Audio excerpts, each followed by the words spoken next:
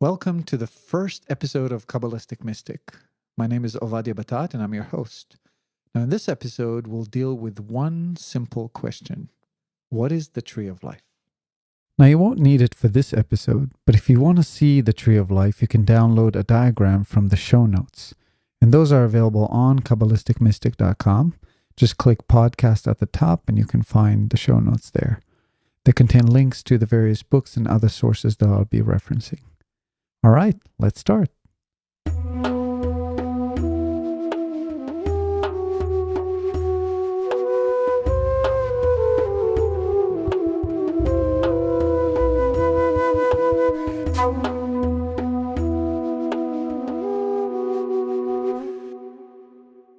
So what is the tree of life? So simply answered, and especially for those of you who never seen it or don't have it in front of you right now, the visual representation of the tree of life, the way we recognize it is, it's a geometrical diagram. And it has 11 circles in it. And they're called in Hebrew Sphirot, which means counts. Okay? Now, we're just going to call them spheres. And not just because the word sphere means a circle, but because the dictionary will tell you that the word sphere originated from the Latin word sphera. And I personally have a strong suspicion that this Latin word originated from the Hebrew word sphira, referring to a single circle in the tree of life. So there you have it. Now we have these 11 spheres, or Sphirot, but we also have 22 lines connecting them. Now, these spheres, these lines, this diagram is just, again, a visual representation of what we decided, how we decided to show the tree of life. But in reality, the tree of life is a lot more than just a diagram.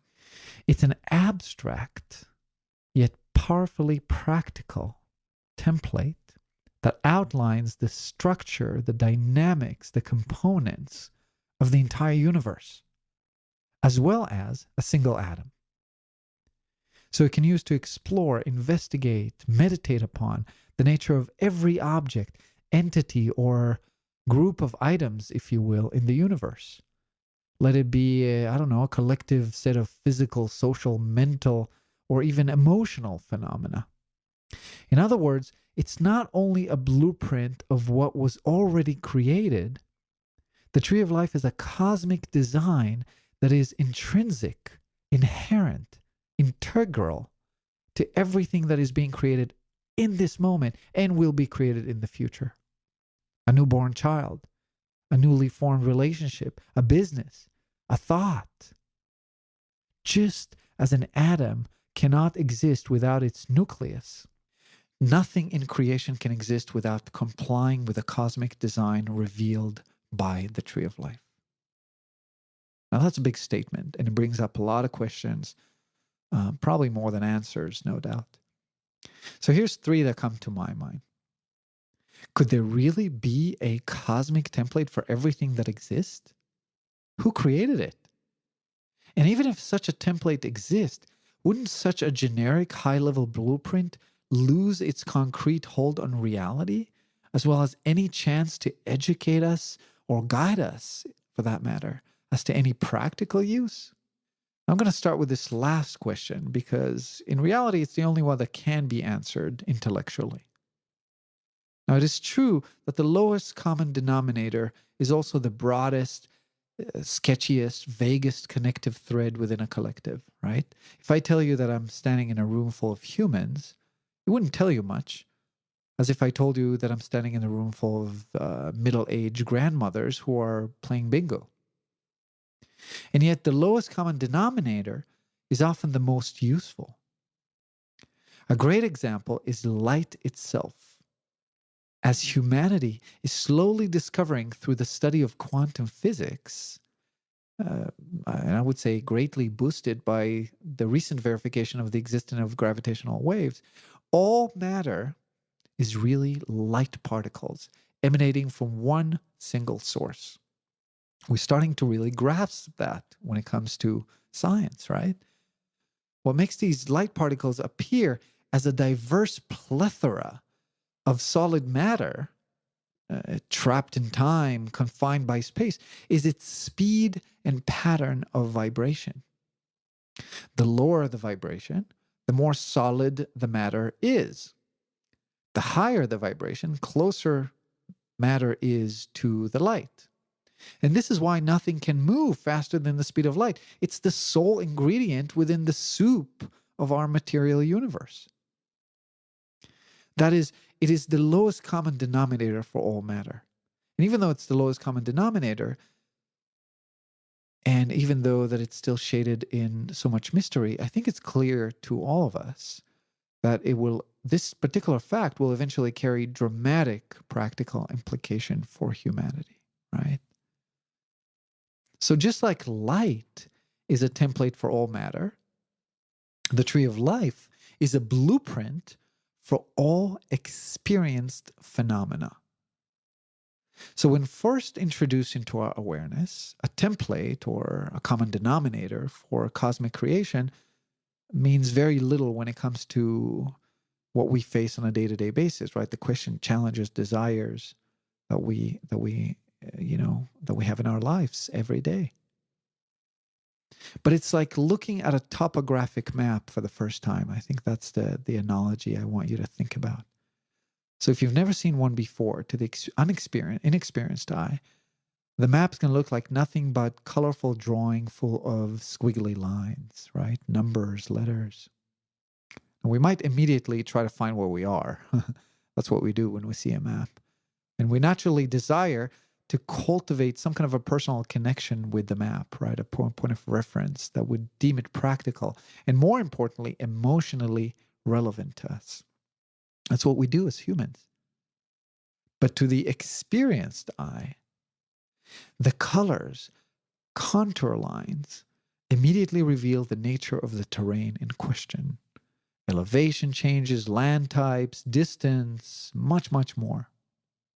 Similarly, the more we study the tree of life, the more comfortable we become in knowing how to apply it to our immediate experience.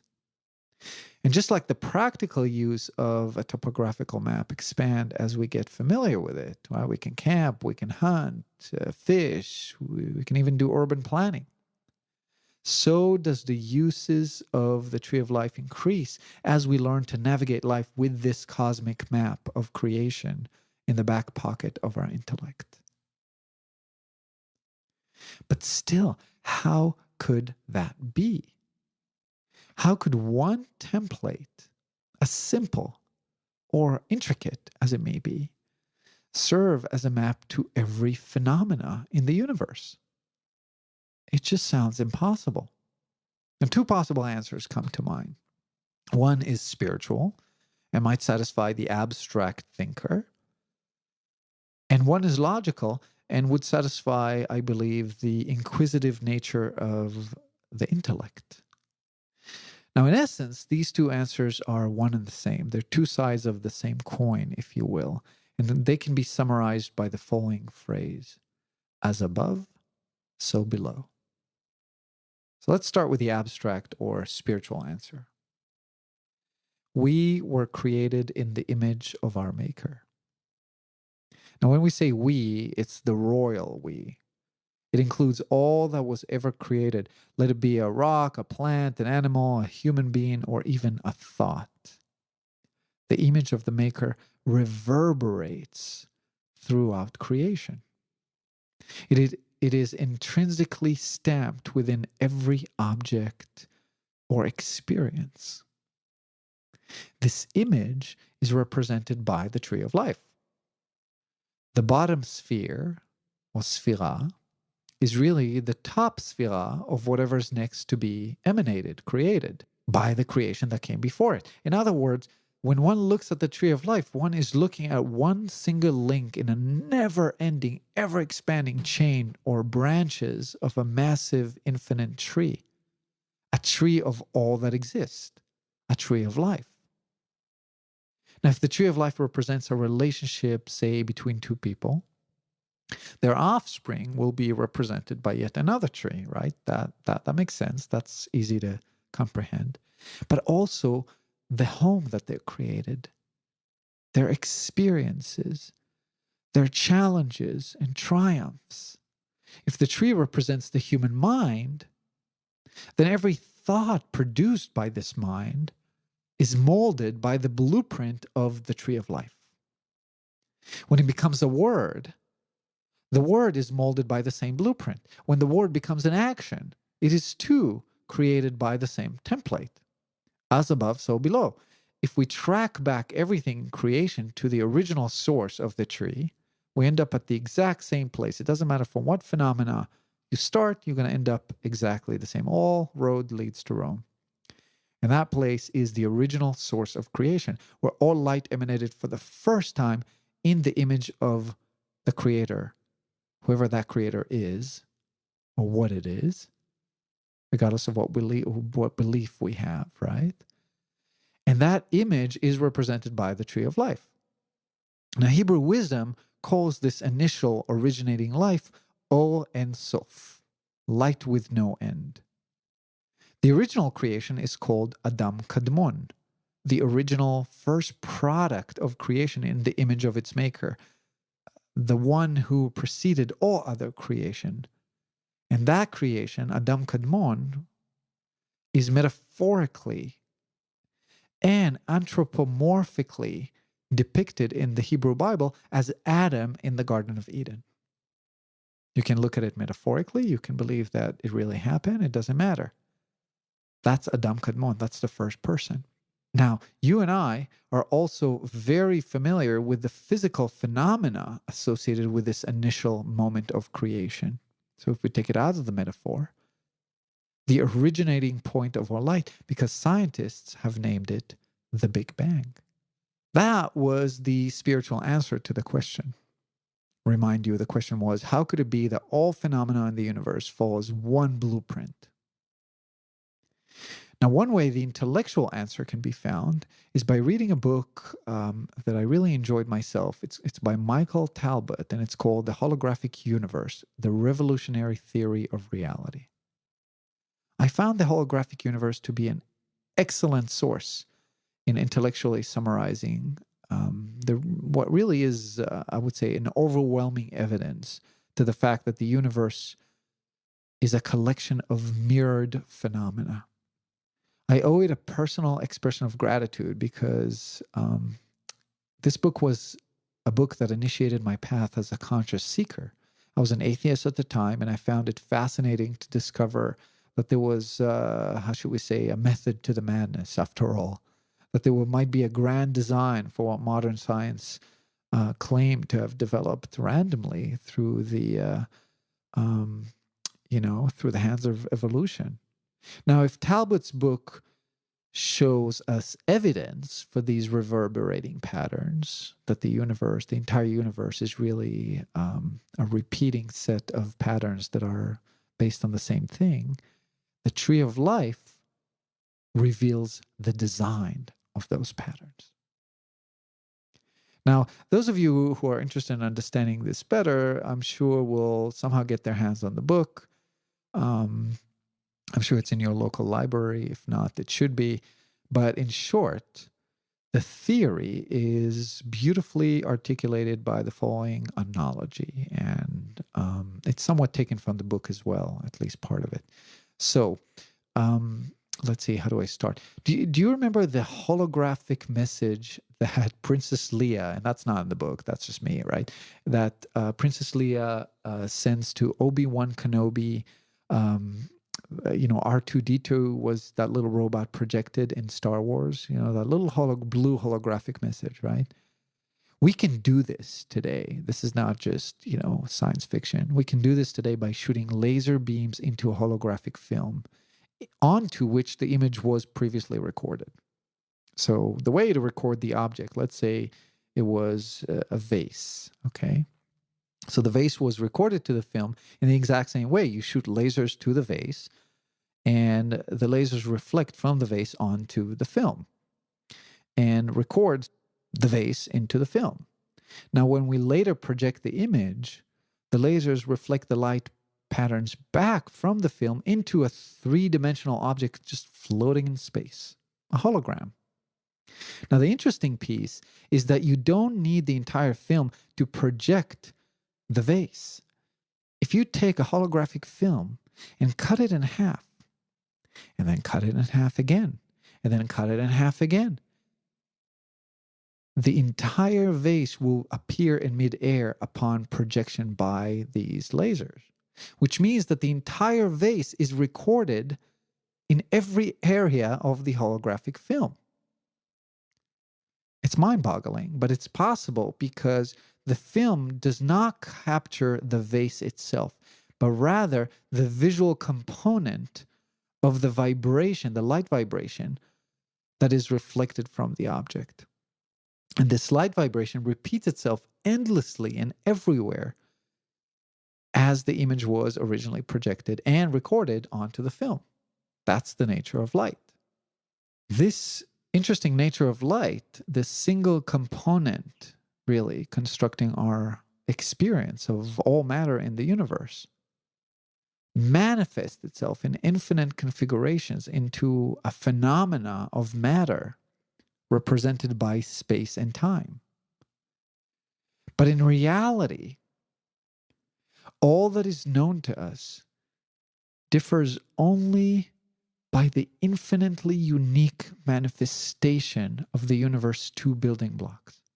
The first one is light particles that matter is made of, and they're uniquely represented by the density, that is the speed and pattern of vibration of these light particles. And the second building block is the conscious experience of that phenomena, facilitated by our five senses and processed by our brain. In other words, you might simply say that we live in a five senses holographic experience, with our perception of matter in time and space being literally only that, a perception. Now, it's as real can be. I'm not saying that this is not a real reality. There is nothing more real than this. But it's only real since we perceive it to be. That is, nothing exists without consciousness to experience it.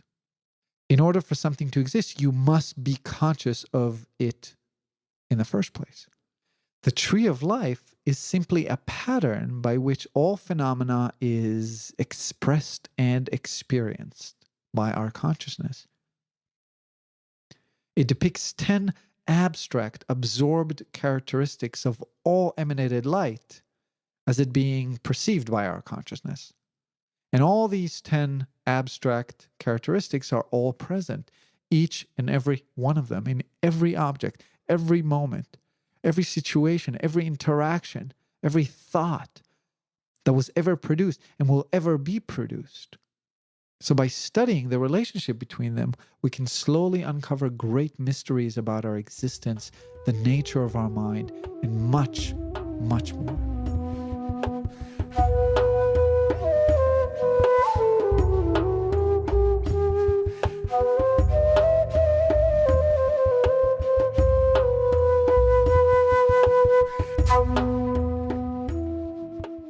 Now, there are many ways to study the tree of life. And regardless of the method one chooses, one must learn the legend of the map. Okay? You get familiar with the geometric structure of it, the various shapes, learn the meaning of each and every one of the 10 Sphirot, which we're not going to do in this episode. Remember, we're focusing on what is the tree of life, but we'll get to that in subsequent episodes. So one has to do that. One must learn the meaning of each and every one of them. One must investigate the 22 connections between them. So if the Sphirot constitute the body, the connecting pipes link them together, right? It's like the tissue. And one will have to study the various shapes, patterns, variations that all these shapes form. Now, this is analogous to learning the letters and basic grammar of a new language. So if you learn a new language, you're going to have to do that, right? But in order for you to really understand the meaning of words formed by these letters, to construct meaningful, useful sentences in this new language you're studying, you're going to have to speak, read, or write it that is connected with an experiential knowing, just like that topographic map, right? We try to connect it to us. It's the same with the tree of life. You must tie it with some kind of a selected objects or a collective of objects in the universe so that you can associate an experiential knowing to the various symbols that the tree of life outlines. Otherwise, it's too abstract. In other words, if the tree of life is a mirror of all creation, then we must mirror something for it to have an experiential and consequently educational meaning for us. And the question comes, what shall we mirror as a subject for our studies, specifically in this podcast? Now, outside of this podcast, this is really up to the student. We're all different, and some of us are more analytical in our thinking, interested in the big picture, how things work, simply for the sake of knowing. Some of us are abstract thinkers. The very notion of having a structured, logical map of creation is ludicrous, is distracting. And instead, we explore the tree of life as a fountain of intuitive inspirations for whatever fit us in that moment. Many of us, I think most of us, are interested in a little of both. It's like a bell curve, right? Most of us will be interested in understanding the tree as a powerful tool so that we can hopefully apply it in various areas of our lives. In some cases, as an intuitive inner manner, and in some cases as a structured map, something logical to lead us out of trouble or towards a successful outcome of sort in whatever experience that we're having. Now, most of the books I know teach the tree of life as a reflection of the original creation. That is, a mirror of the entire known universe and beyond. Now, I found that to be an impractical object. Yeah, we might intellectually learn what is beyond the abyss, or if we're diligent, persistent, disciplined, we might even gain a deep experiential understanding as to the illusory nature of reality itself. We might even get a taste of illumination, right? I'm not taking away from the value of studying the tree of life as a mirror of the entire creation. But as the Zen phrase say, before enlightenment, chop wood, carry water. After enlightenment, chop wood, carry water. Little good an illumination would do us, a momentary illumination would do us when we're back in the real world, right? We're going to be overwhelmed again by the loss of a loved one, by facing our addiction, loneliness, fear. And I don't know, when we find ourselves socially crippled, simply longing for love. Human suffering is vast. We seek, and we're all seekers, or else we wouldn't be listening to this. Because deep down inside, we feel that this suffering can be eased, that there's a rough diamond within that is waiting to be discovered, that our true nature experiences no fear, no real loss, and is never lonely. That regardless of our spiritual, religious, emotional beliefs, we are truly capable of experiencing unconditional love at any given moment without getting angry, without getting upset, without getting triggered. We're capable of grieving with joy, laughing, crying at the same time. We're capable of suffering with ease, shining our inner light even when we face the most difficult of circumstances. We know deep down inside that we're here for a reason, for a purpose, and we want to act on it. We want to remove all the obstacles that stand in our way of becoming all that we can be. That's why we seek.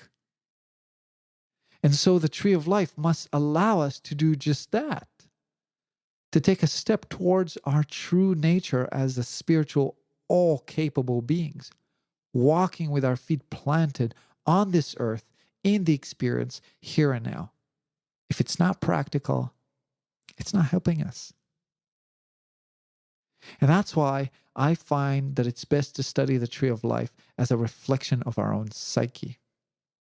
And that's going to be the way we're going to study the tree of life in this podcast series. That is, the tree is a reflection of the individual leaf of consciousness that we identify with as the I, the self. This includes our mental and emotional bodies. Now, yes, the tree of life can be studied as a reflection of the physical human vessel, that is the human body, because it could be very practical.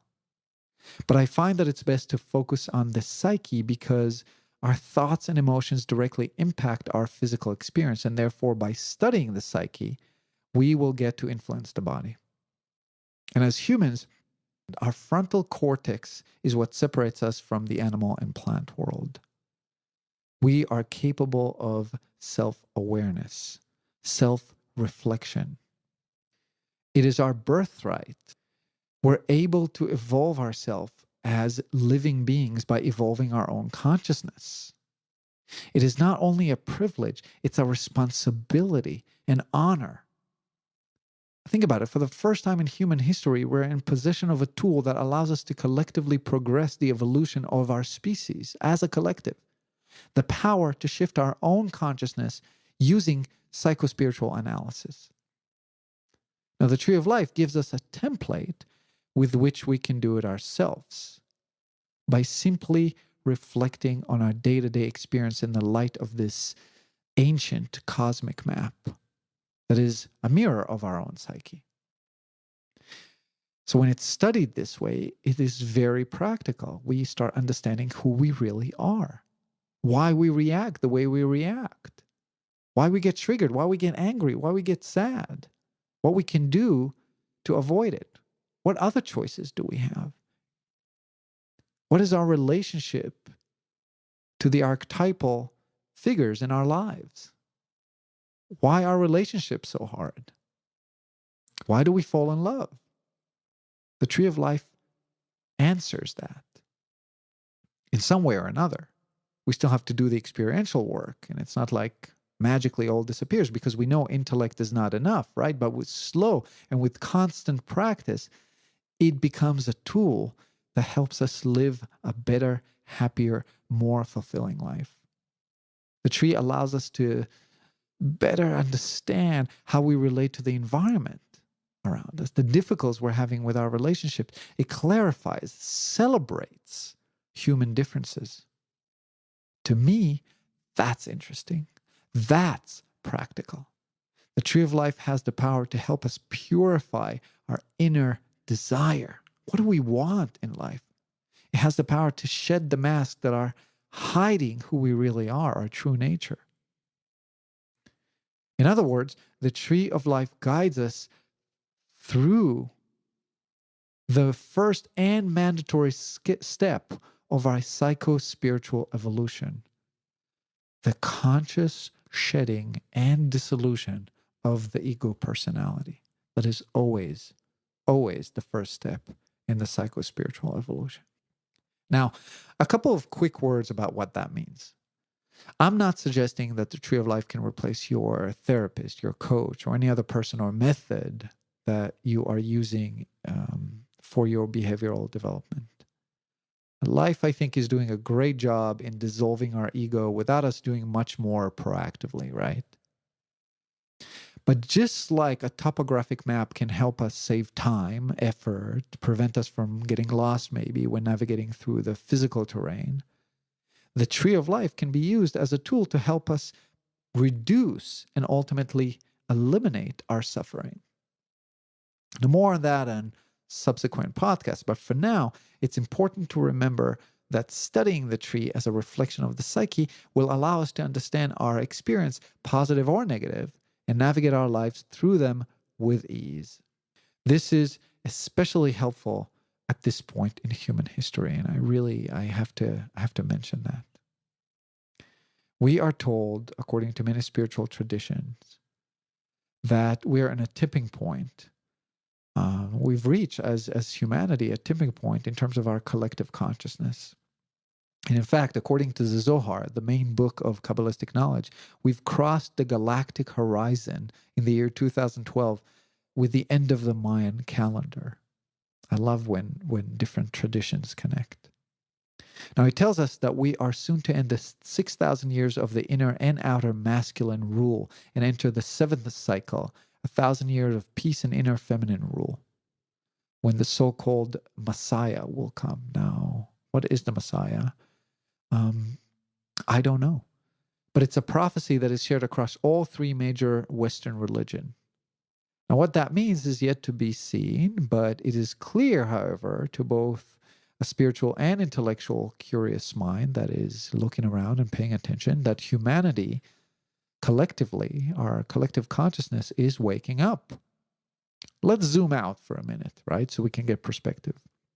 It was only 120 years ago that the concept of a subconscious was even first introduced by the first documented person to psychoanalyze himself. That was Sigmund Freud. 120 years. That is nothing. That is a blip in the entire span of human existence. That is, we're only starting to explore our own psyche using the unique function of our frontal cortex, our ability to self-reflect. Our mind is waking up from infancy to know itself for the first time. This is the time that we live in. We are about to discover what our true nature is. Our mind is waking up. This is the first step of illumination. People all around are awakening to the true nature of reality, the understanding that the ego personality is not who we really are, just who we think we are, as conditioned by events and circumstances and pattern of social and personal behaviors, right? The so-called consciousness movement, shadowed by its young sibling, I love this, the mindfulness movement, kind of like a little bit of a less spiritual name for the same thing, are really the fastest growing communities in the world. Many of us have become full-time seekers. I know that many of you listeners are full-time seekers. That is, we're consciously reflecting on our own behaviors and reactions to external stimulus in a relentless quest to find inner liberation. That's what makes a full-time seeker. Now, the goal, you might still be working, you might still be having a family, running a home, but you have this goal that is always there to free yourself from the inner suffering and tie the journey with the daily responsibilities. How can we live the life that we truly want, self-actualizing, becoming all that we can be, while remaining, for the time being, a highly functioning member of society? Now, those of us who have been on the journey for a while know that it's not an easy path. The path of the seeker is difficult. It is, however, a most rewarding one. It's difficult because it takes a lot. We have to look deep into our psyche, and in order to know the light, we have to really know and learn to love our shadow. Now, the tree of life is a tool with which we can better understand the patterns, recurrences, and unifying essence of human behavior, allowing us to slowly and surely progress the development of our own consciousness as a part of the collective.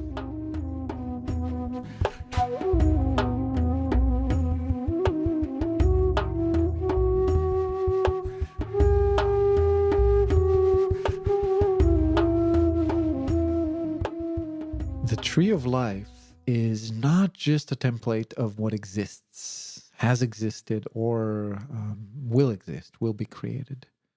That's the outer layer, studied through the structure and relationships of the spheres.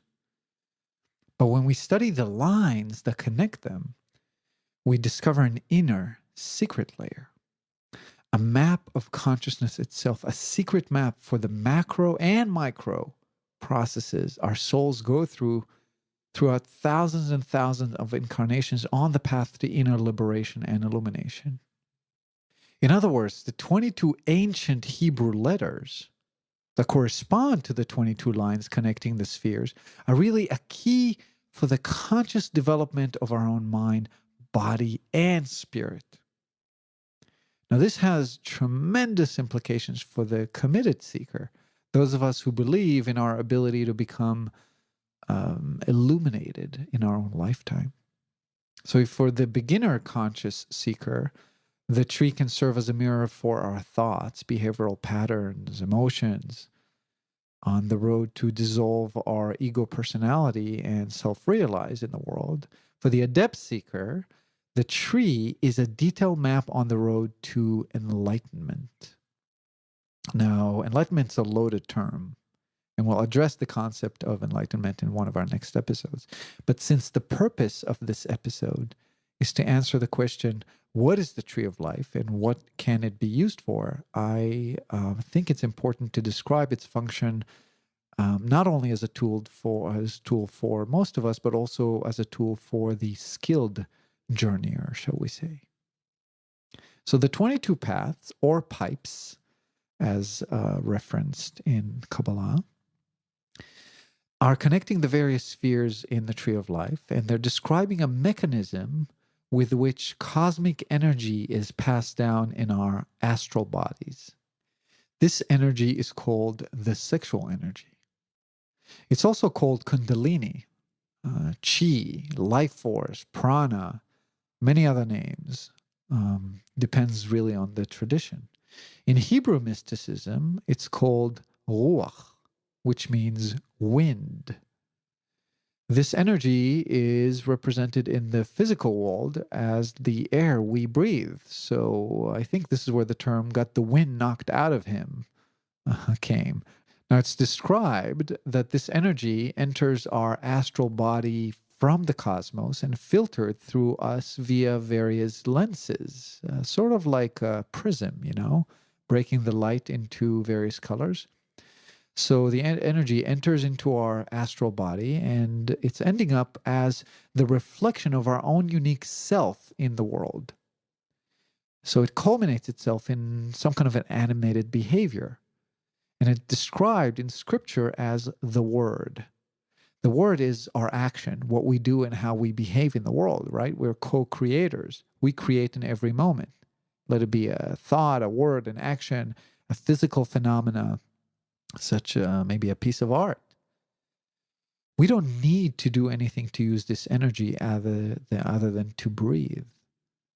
Breathing is almost the single requirement for us to sustain our physical vehicle and our presence of this on this plane of existence. Now, this energy enters our astral body through our cosmic mind and culminates in an expression of our existence that is in some kind of action in our personality. It is met in the physical plane by an earthly polarized expression of that same energy, a cosmic current that is drawn from the earth through our feet.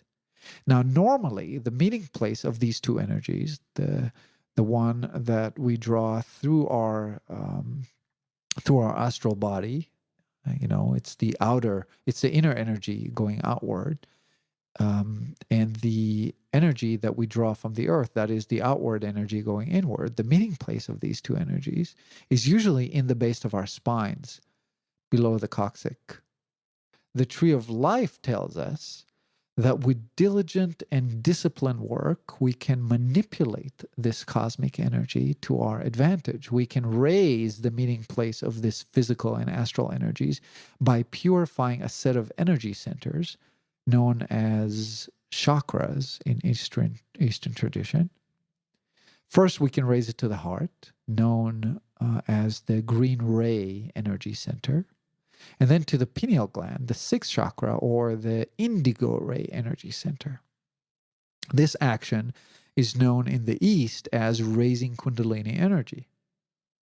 The result varies depending on the level of the purification of the energy centers in your body. In any case, some kind of a crystallization of the sand-like material in the pineal gland occurs, and a specific level of enlightenment is attained. Many believe, myself included, that there was one Rebbe who successfully used this ancient knowledge hidden in the tree of life to purify his energy centers and raise the sexual energy to crystallize his pineal gland, an action which resulted in his ability to control the illusion, control the five senses hologram, that is, become the creator within the illusion, completing all 7 steps in the process of enlightenment as described in the Hebrew tradition. Now, this guy's name was Rebbe Yehoshua ben Yosef, and he was later renamed by the church to Jesus. So, to the adept seeker, the tree of life thus serves as, shall we say, a detailed instruction manual explaining how to purify the energy centers and raise the sexual or kundalini energy in an effort to become enlightened. Many of the Eastern traditions are focused on doing the same thing. Now, the various paths represented by the 22 Hebrew letters each symbolize an aspect of consciousness that must be mastered on the long journey to enlightenment.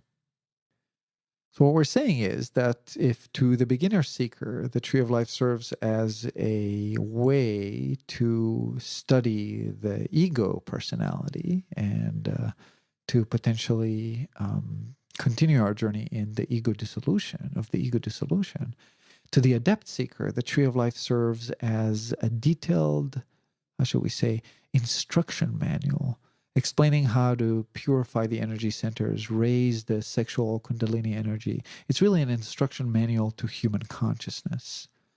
And it can be used in effort to become more illuminated.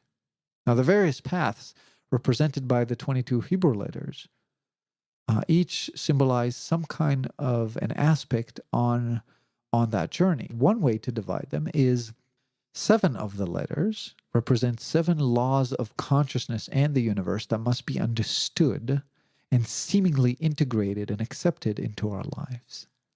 7 other letters represents the 7 principles of consciousness that must be developed in us in full. And then 7 other letters represent 7 stages of enlightenment, which each seeker must go through, usually very painfully, repeatedly, until a particular level of illuminations have been attained. Now that's 21 for those of you who have counted. And the 22nd letter is the potentiator of those 21 letters. That is, it's the expressed manifestation of all the other 21 letters. In other words, the 22nd letter, which is really the first letter of the Hebrew alphabet, Aleph, is you.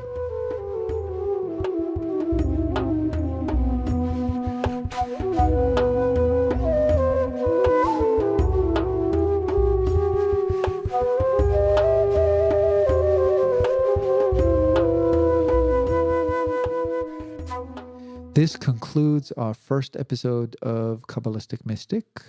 And today we answered the question, what is the tree of life? We've learned that it's a template for all creation, reflected by 10 qualities or emanations that together balance every experienced phenomena into perfection. And we've learned that the positions, relationships, and 22 lines connecting these 10 Sphirot hide a tremendous amount of knowledge about the nature of the cosmos, the structure of the human psyche, our emotions, the physical vessel that houses our soul, and even about the process human consciousness evolution works and the path to enlightenment. So I'm going to leave you with this week's reflection. And today it's going to be about our inner seeking. So as we said earlier, we're all seekers. There was something in us that caused us to be interested in the topic of this podcast, right? And listen all the way through. So what is it that you seek? Now, when you answer that question, I invite you to ask yourself, Why is it that you seek what you seek? So continue to ask these two questions again and again. Continue to purify your answer as much as you can. What do you seek and why? And remember, it's okay not to know. Seeing the self in the eye of the self can be a painful experience. Be gentle, loving, respectful with yourself as you explore your inner world. Sometimes posing the question alone can reveal much about your own state of consciousness and inner intention. I want to remind you that I welcome your questions. You can submit them on Kabbalistic Mystic Facebook page, on Twitter, via email.